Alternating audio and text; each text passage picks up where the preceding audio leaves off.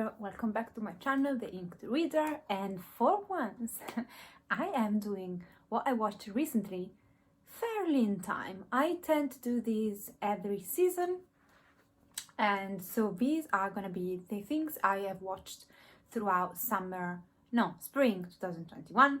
I have to say that a couple of things I've just finished last night, and I'm filming these at the end of June. However, I'm gonna include them in here just because I've got a track record of being awfully late, and I wanted to mention those couple of things in here and not wait until the end of summer, just because both are worth a mention anyway. So I was very busy with work, university, so I didn't watch too many things. Usually I have some stand-up comedies, for example, which I don't have this time. So let's start with actually a category in which I watched the least in.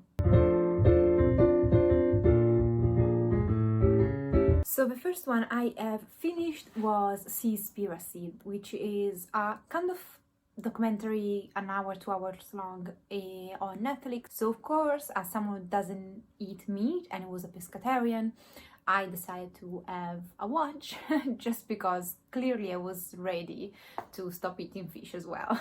And I did. I definitely did. I found this extremely touching. I was very upset.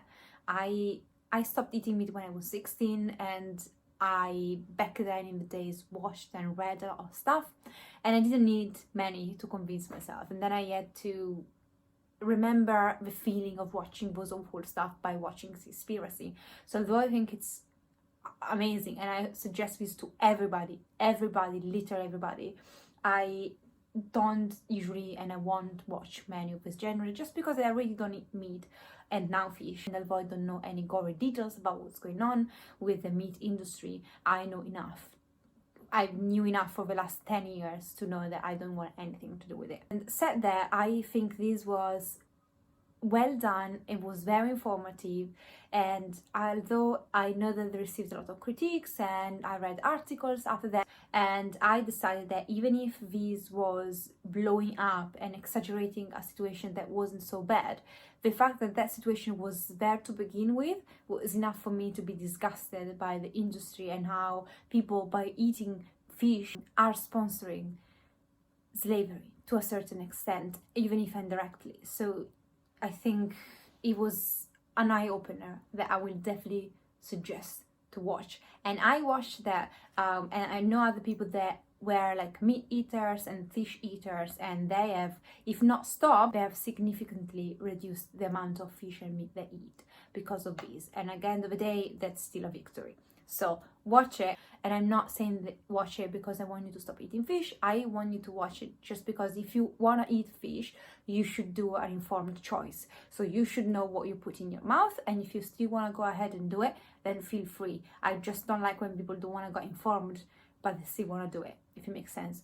You know what you put in your mouth, cool. You're okay with that, cool. I don't understand, but I have to respect that. But if you don't want to even know, then I don't respect that. The only other one I watched apart from Seaspiracy was The Disappearance at Cecil Hotel, which is a hotel in Los Angeles, very near Skid Row. Skid Row is one of the poorest neighbors, very small neighbor in Los Angeles. There are a lot of homelessness people living there, a lot of drug addicts, prostitutes. If you go online and look at Skid Row, you can find plenty of material that can shed some light on what Skid Row is. And this hotel stays kind of in the corner near Skid Row. And in the notice, I believe, one girl was traveling around America. She went to the Cecil Hotel and she disappeared, and there are cameras that show that she never left the hotel. So that prompted like a whole investigation to find the girl, what happened to her, is there foul play or whether.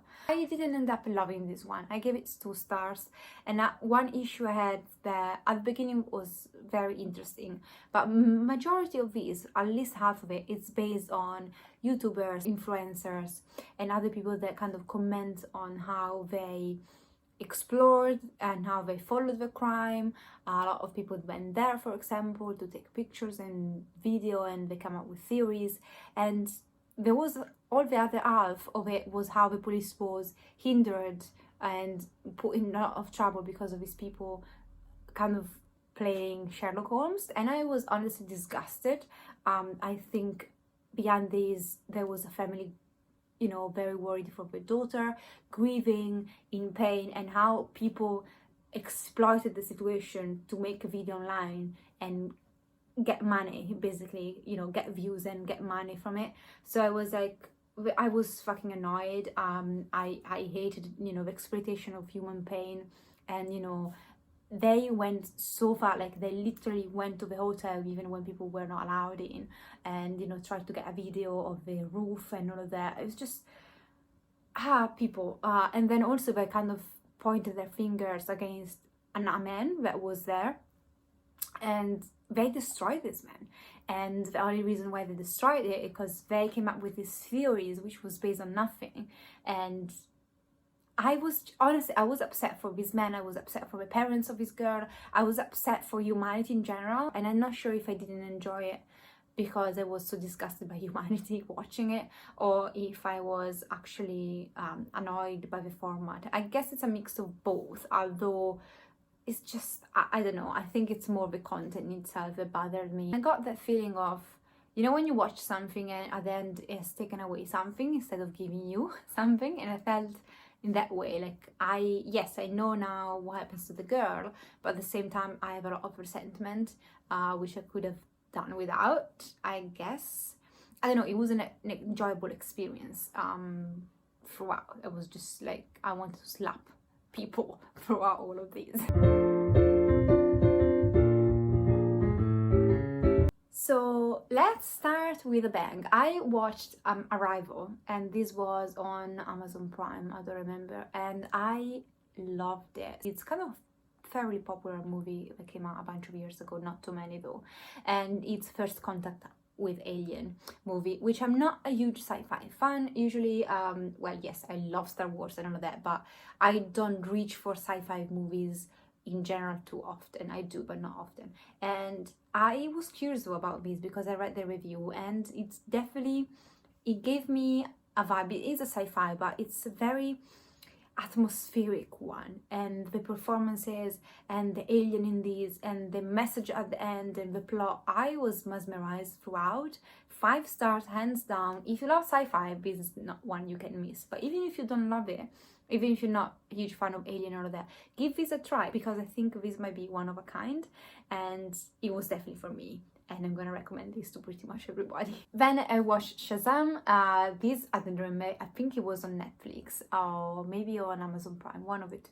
And this is the story of this superhero, and this is the superhero, basically it's this boy who, when he shouts Shazam, he turns into a big burly super strong man, and he becomes a superhero. And I thought this was very cute. It was very funny, and I was very entertaining, so I ended up giving 4.5 stars. I tend to rate stuff thinking in mind what was the aim behind. So again, this movie was not gonna give me in-depth characterization. It was not, you know, a heart-wrenching plot. It was a fun, good time with a superhero in it. So it was entertaining. I followed the plot. I didn't get distracted, and I really enjoyed it. I thought it was very funny. Then I watched Rocketman. This was definitely on Amazon Prime, and this is the story of Elton John. And I didn't know anything about him apart from the bare facts, and I'm not a huge fan of him in terms that I don't listen to all his CDs or all his songs, but of course I know the most notorious one. And it was a very nice exploration of his life, and I thought the performance was amazing, was absolutely fantastic. So I ended up giving this 4 stars. I didn't have any issue with it. It's just that maybe because I'm not such a passionate Elton John fan, I didn't love it, like I didn't pull my hair out. However, if that's just on a performance side, this is definitely a 5 stars. You know, this man journey is very remarkable, and I was happy to kind of get from the initial point to the end. I guess I watched Ray, the story of Ray Charles, a few months ago, and I didn't love it as much. Although the performance again is perfect, I didn't like the progress of the character. I didn't like, although I understand, I I didn't think there was much in terms of growth of a person, and instead here I definitely saw more of that, and I appreciate that for that. Watched Love and Monster on Netflix. This, I think it's a Netflix original, and I didn't expect much by this. This is basically a dystopian sci-fi, mostly dystopian though, where basically the world has developed these genetic huge insects that has killed most of humanity. So being above ground is kind of a death sentence basically. So you follow this boy who lives in one of kind of colony underground, but he's been separated from his love, and he decides one day to just go on a trip to find his love in another colony. And I actually very much enjoyed this. I think it was, again, entertaining. It was fast-paced. I love the creatures. I liked the humor, and I also liked how it worked out. I don't know. I thought it wasn't as predictable as I was expecting. And yeah, I mean, there was definitely some predictable parts, but I didn't mind them because of the way they were done, because of the banter, because of the humor of the main protagonist. So overall, even the pieces are like, oh yeah, I saw that coming, I didn't mind it. So 4 stars on this. Then I watched The Mauritian. This is on Amazon Prime, and this is the true story of these 2 lawyers that helps a guy who had been stopped and detained at Guantanamo Bay after 9/11. And the story behind is that basically this guy was stopped because of a phone call, and there was no other proof to point to him in terms of did he organize the 9/11, did he have any part in it, but he was kept for years at Guantanamo Bay and tortured. So I didn't rate this because this is not a movie you can enjoy. This is not a movie, personally, I think it's not a movie you get away with it and just say, oh yeah, I'm gonna have, you know, a nice rest of the evening. It's a very hard watch. There is a huge element there. Although they tell you there are no proofs, there are no proofs on the other side as well. So I appreciated what it does in terms of explaining the history of these men and what's happening at Guantanamo Bay. I think, you know, the world should know, and about the torture, which, by the way, they are like empirically proven that don't freaking work in obtaining useful evidence. So not only it's absolutely inhuman to torture another human being, it's also fucking useless. So I mean, horrible. So I do recognize the importance of this movie. I am glad I watched it. I don't know if I would recommend it in terms of, if you don't know what's going on and the story of these men, go and watch it. If you are more sensible to violence, torture, and you don't want to have like 2 hours of pain, just maybe skip it. Maybe read an article instead on what's going on, or maybe read the book of, you know, the protagonist, because I think he wrote a book.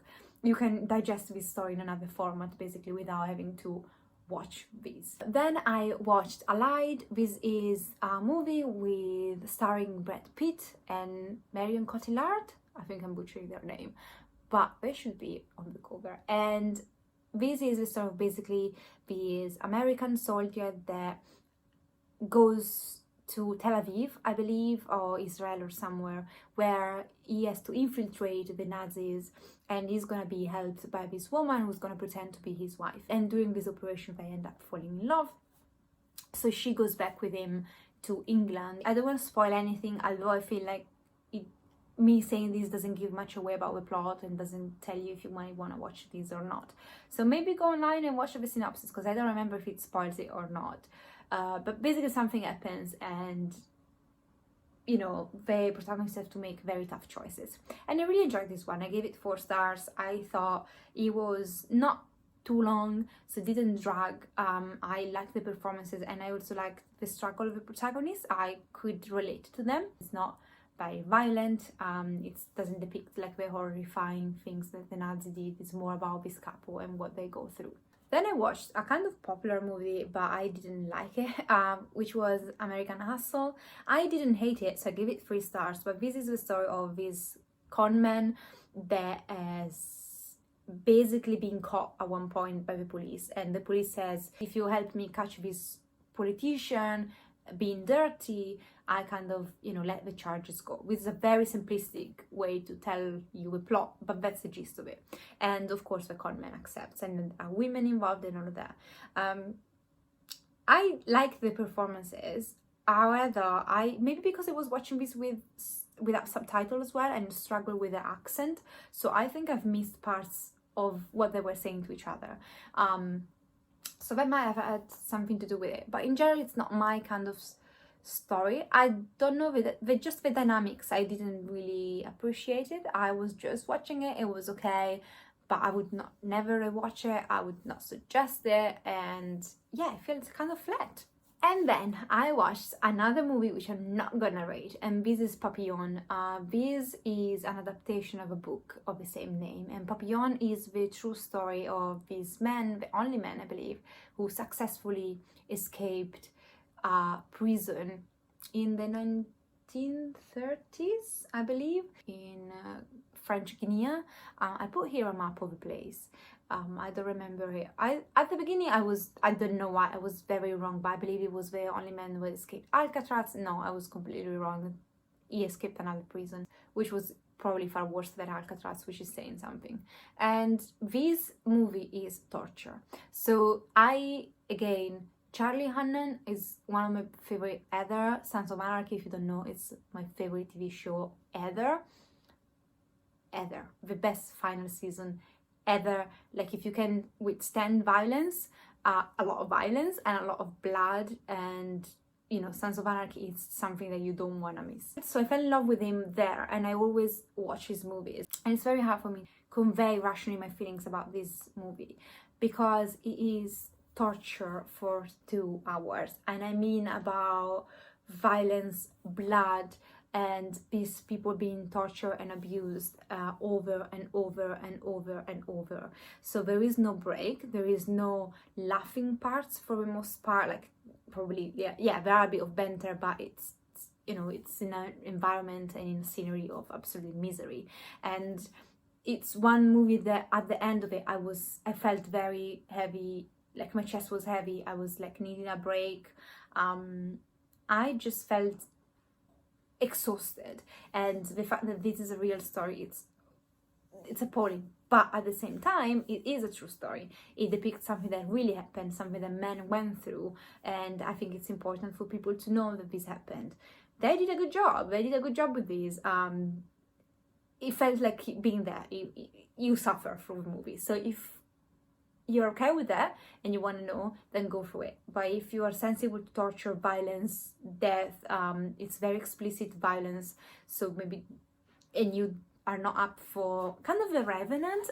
Okay, if I had to describe this, I would probably go like, it reminded me of The Revenant, not because of the content, not because of the plot, but because of the misery throughout the book, like throughout the movie, sorry. You follow a protagonist being abused and almost killed repeatedly and repeatedly and repeatedly and repeatedly. So yeah, that's the feeling basically. And then I watched Thunder Force just last weekend, and this is the story of these 2 best friends kind of stick with each other in high school because of bullies, and then they have a fight, they don't speak for years, and one of them, she's a very clever scientist, and she devised this formula to kind of enhance humans to become like kind of superheroes, and they have to fight these psychopath bad guys that have superpowers. And yeah, it's just a funny ride. It's just, I gave it 3 stars. It is cringy in a lot of parts, but I really like Melissa McCarthy. I really like her kind of humor. It makes me laugh, and I have a good time, and I didn't mind this. I like how diverse this was in terms of having superheroes that are not, you know, the Instagram model beauty. No, they are like a bit puffy, and they have flaws, and I love that. I absolutely love that, how realistic that was. I have to say that the power of one of the 2 was useless. So if a logical side of things, if you sit down on a table and say, okay, let's unpick these side by side, it doesn't freaking make sense. It's like 0, is absurd. But overall, I didn't mind it. 3 stars. Try to be quick because the light is abandoning me. Grey's Anatomy season 16, I believe. Binge watched this, 4 stars. I am a die-hard fan of Grey's Anatomy. I cannot deny that the quality's gone down. Like, it has gone down. And I think at one point, for how much sad I will be, they need to cut this off. My characters that I love are not with each other, but it keeps me gripped. It makes me cry. I love the characters, even if I don't do what they should do in my mind at least.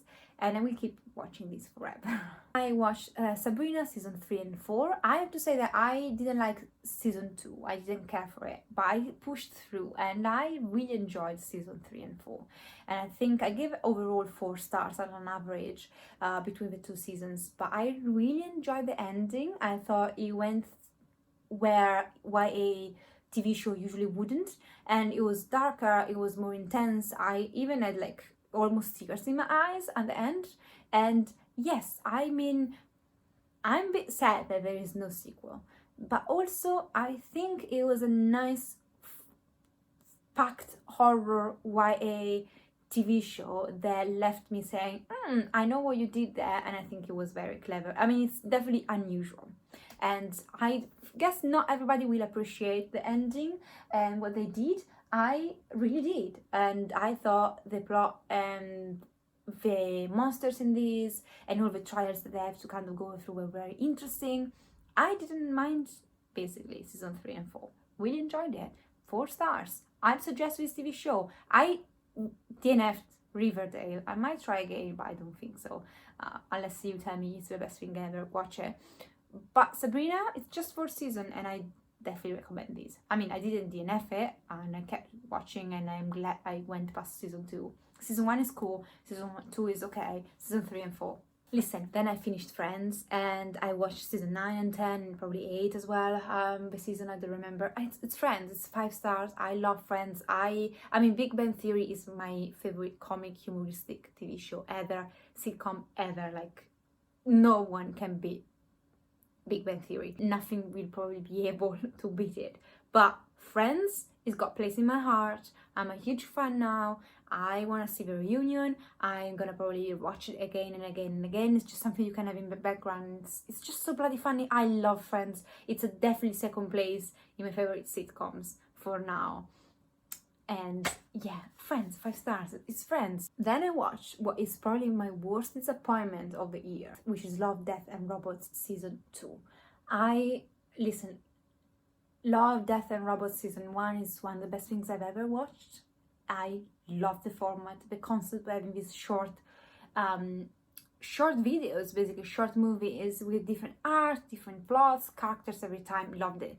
Second season is very short. It's got only 8 episodes, and because each episode is like between 5 and 11 minutes long, more or less, I was done with it in like an hour or so, and it was very disappointing. And also, I didn't like the stories as much. I was upset. I'm hoping that season 3 will redeem this, because this was a hot mess, and I don't know, maybe other people loved it. I didn't love the stories for the most part. I thought it was too short. It's already short as a season in itself because of its content and format. Like, this felt like a taster of an actual season. No, and do this, please do a season 3, which is a full-length season 3. Give me more. This was not barely enough. American Gods season 3, another of those shows that had a very strong first season. Second season, although graphically speaking, is beautiful to watch. Season 3, I loved it, and of course is when they cancelled it. I mean, Amazon Prime has cancelled it. Doesn't mean that no one else will ever do it, but it leaves on a huge cliffhanger. It's frustrating. It was beautiful to watch, like visually stunning, but also very interesting as a plot. The characters, the development we get, love that. When you leave me on the cliffhanger. I read the book, and I don't think the book resonated too much by this time. Like season 3, it's just the book has nothing to do with it. But if you don't like cliffhangers without knowing that you ever get another season, maybe give me a skip. However, graphically speaking, if you're a nerd in mythology as I am, it's still worth a watch. Definitely season 1 and 3. Perfect. Then I watched Tracy. This is an anime on Netflix, and it's Filipino inspired, and it's about this girl that has some kind of superpowers, more kind of mystical powers, and she has to basically investigate murders and crimes that has to do with the supernatural, and she also has to kind of keep the balance between humans and supernatural creatures. And I really enjoyed this one. I give it 4 stars. It definitely has flaws, but it was definitely new in terms of the setting was different, the mythology in it was something I was not familiar with, and again, I'm a big nerd of mythology, as you can tell, so I really love the aspect of it, and I am gonna probably watch another season for sure. It has a format where, you know, each episode has a case and she has to solve it, but there is an overarching plot which I really liked as well. Seasons like that, like, you know, mystery resolve it, it's not a format that I enjoy anymore. I used to back in the days when I was a teen or a child. Now I get bored, so I'm here mostly because of every, you know, episode it's like a new myth or like a new thing that comes up, so that's what's mostly keeping me entertained. But I mean, if it works and it keeps me there, I guess keep doing it. Then I watched my favorite anime since I was a child, I mean in adulthood ever, which is Castlevania season 4. Castlevania is a masterpiece. I mean, I'll die defending Castlevania. I love the video games, and of course I love the adaptation as an anime, from the discussion, from the characters, Isaac, Trevor, Alucard, like one of the most interesting characters I've read in books and I've seen in movies, like anime especially. Loved it. Just it's perfection. The drawing, the action, it's gruesome, it's very horror, it's very violent. But if you like vampire, if you like fantasy, and you're an adult, you cannot give Castlevania a miss. And it's rather short. Like the first 2 seasons you can binge watch in like 2 hours, and then season 3 and season 4 have like 10 episodes, 20 minutes each. Loved it. It was a bit rushed. I wished that they had done like 1 season more. I think they definitely had content to split it more, but they wanted to cut it off, I guess. I mean, I don't know, after Game of Thrones, I don't know why people do this. Let's not even get into Game of Thrones last season, please. But yes, there was material to go on more. I'd watch 150 seasons of these, probably, without getting bored. But if I have to think about the general plot, where we start to where we get, I'm happy, I'm satisfied, 5 stars. My love for Castlevania it's been solidified. I will binge watching again sooner or later, and I will recommend these to everybody above 18. And lastly, one I just finished yesterday night was Record of Ragnarok, which is another anime. Now, this has not received good critics, I admit, and I understand why. It's not for everybody. So basically, the premise of this is that you've got the gods, all the gods in the world, that meet one day in a congress and say, oh, you know what, we're sick of humanity, we're just gonna kill them all off. And then there is a Valkyrie, Brunhilde, who says, listen, that's not fair, you know, let's give him a chance. And the chance they give humans is to have a tournament of 13 rounds of a human against a god. So you are then transported in a colosseum where you will have one god facing one human, very famous human in history, and fighting each other to the death. And whoever doesn't die wins. And whoever wins the first 7 rounds, like you have to have 7 victories in order to be considered a final winner. So if the gods win, the humans die, or like they're exterminated. If the humans win, they're gonna be given another 1,000 years by the gods, and then a review of their situation. So this is a mix. Like this is it's absurd. Like it reminds me a lot of Dragon Ball in terms of the way the combats are made. Because one combat, one fight lasts episodes and episodes and episodes. So, you know, they might get one move in and then you get the background story. And then you get in the second episode, you know, they do another counterattack. So it is slow in that sense. It's very confusing just because it mixes all mythologies together. I loved it. Like I mean, I gave it 4 stars because I can recognize that on a objective point of view, it has a lot of flaws. But listen, a gladiator style thing between gods, all the gods, like, you know, Indian gods, North gods, Greek gods, and humans. And when I talk about humans, I talk about, like, I don't want to spoil anything, but very famous humans, like very heroes, or maybe people that you know, like when they come out, you know. So I don't know if I can resuscitate them for this fight. I'm just, you know, the mythology nerd in me is just like more. I'm so excited about this. And so yeah, the combats are slow, The background story is interesting though. I really want to get the background story on why the humans are fighting for humanity, especially like each hero, both god and human, has a special story. And now the sunset is going down, and so I look like I'm orange, but it's just the sun setting. I need to go, it's late. But basically the reason why these people, their personality comes out, and so it's not like repetitive in that sense, like each one of them has special skills. There is a reason for those skills, and they tell you why they got their skills and why they're actually fighting for humanity, and the gods have got their own things going on. So I really like the format. And in the first season you just get 3 matches. We are left again on a cliffhanger because, you know, they announce us the 4th match. They tell us who are the heroes, and then we don't say it. So I really hope that we're gonna continue on with this, because the critics were kind of harsh. I recognize probably one that not many people will enjoy. Please, just to make me happy, just do all the seasons. Just, you know, just finish this match. Thank you guys for watching. I'll see you next time. Let me know in the comments down below if you got any recommendation stuff you think I should check out during summer. Take care. Ciao!